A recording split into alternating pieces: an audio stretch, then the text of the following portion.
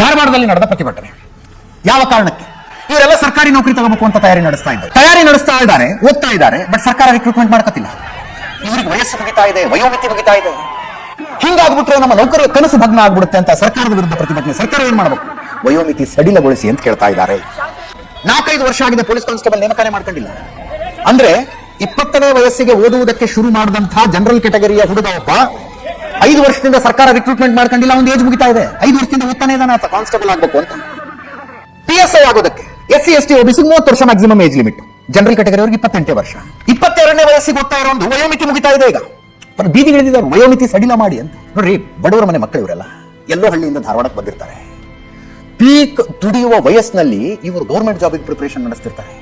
ಒಬ್ಬ ಮನುಷ್ಯ ದುಡಿಯಬಹುದಾದ ಅತ್ಯುತ್ತಮ ವಯಸ್ಸಿನಲ್ಲಿ ಇವರು ಗೌರ್ಮೆಂಟ್ ಜಾಬಿಗೆ ಪ್ರಿಪರೇಷನ್ ನಡೆಸ್ತಿರ್ತಾರೆ. ನಾಳೆ ಗೌರ್ಮೆಂಟ್ ರಿಕ್ರೂಟ್ಮೆಂಟ್ ಮಾಡ್ಕೊಳ್ತು ಅಂತ ಇಟ್ಕೊಳ್ಳಿ. 8 ಜನರಿಗೆ ನೌಕರಿ ಸಿಗುತ್ತೆ ಇವರಲ್ಲಿ. 8 ಜನರಿಗೆ 5%, 10% ಉಳಿದ ಕಥೆ ಏನು? ವಾಪಸ್ಸು ನನಗೆ ನೌಕರಿ ಸಿಗೋದಿಲ್ಲ, ನನ್ನ ವಯಸ್ಸು ಮುಗಿದು ಹೋಯ್ತು ಅಂತ ಬೇರೆ ಏನಾದ್ರು ನೋಡೋಣ ಅನ್ನೋಷ್ಟರಲ್ಲಿ ಬೇರೆ ಎಲ್ಲರೂ ನೀವು 30 ವರ್ಷ ಕಟ್ಕೊಂಡು ಏನ್ ಮಾಡೋಣಪ್ಪ ಅಂತಾರೆ. ಸರ್ಕಾರಿ ನೌಕರಿ ಆತ್ಮಹತ್ಯೆಗೆ ಸಮಾನ ಸುಮ್ಮನೆ ಹೇಳಿಲ್ಲ ನಾನು. ನನ್ನೆ ನಮ್ಮ ಆಫೀಸ್ಗೆ ಒಬ್ಬರು ಬಂದಿದ್ರು. ಅವರ ಹೆಸರು ನವೀನ್ ಅಂತ. ವಿಜಯಪುರ ಜಿಲ್ಲೆ ವಿಜಯಪುರ ತಾಲೂಕಿನ ಶಿವಣಗಿ ಅವರು 5-6 ಜನ ಬಂದಿದ್ರು. ಶಿವಣಗಿಯಿಂದ ಬಂದಿದ್ರು. ಅವರು ನವೀನು 6 ಸಲ ಥೈಲ್ಯಾಂಡಿಗೆ ಹೋಗಿದ್ದಾರೆ. ಥೈಲ್ಯಾಂಡ್ಗೆ ಯಾಕೆ 6 ಸಲ? ಒಲೆಲೆ ಅನ್ಬೇಡಿ. 6 ಸಲ ಅವ್ರು ಥೈಲ್ಯಾಂಡಿಗೆ ಹೋಗಿದ್ದು. ಥೈಲ್ಯಾಂಡ್ನಲ್ಲಿ 12 ತಿಂಗಳು ಮಾವು ಬೆಳೀತಾರೆ. ಅದನ್ನ ಹೆಂಗೆ ಬೆಳೆಯೋದು ಅಂತ ತಿಳ್ಕೊಳ್ಳೋದಕ್ಕೆ ಅವ್ರು ಅಧ್ಯಯನ ಮಾಡಿದ್ರು. ಒಂದು ವಿಶೇಷ ವೆರೈಟಿಯ ಮಾವಿದೆ ಅಲ್ಲಿ ಅಂತ.